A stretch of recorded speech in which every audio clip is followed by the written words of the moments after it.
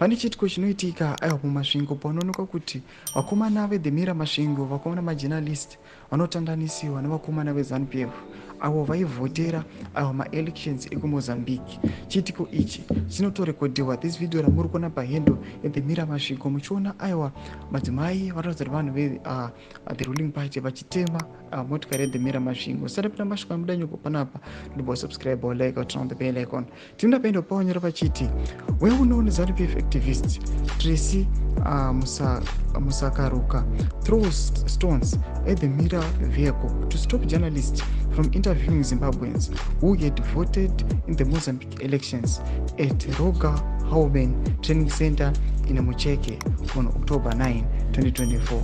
Musakaruka was again active in April, mobilizing party supporters to vote in the neighboring country's elections.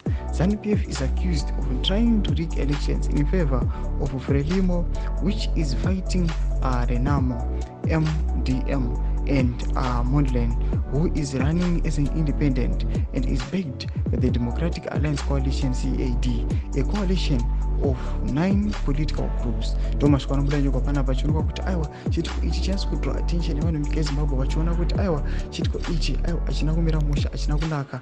Vanoonekwa these guys vachiriga vakomana vekumozambique, vakomana vemasvingo muri kuona vedhemira masvingo vachitemewa kuti aiwa pasatombobuda kana any evidence inooneka kuti majournalist aya anga expose madeals anoitika kuti aiwa vakomana ava vanoita mavotes kana vanokasta mavotes kunyika yeMozambique but vari vagara munyika yeZimbabwe vachitogara muno kusi kuti vari kuMozambique. Tunze mafunguro enyu muri kudii pamusoro pechitiko ichi. Apina comment section medu, so subscribe or like and turn on the bell icon.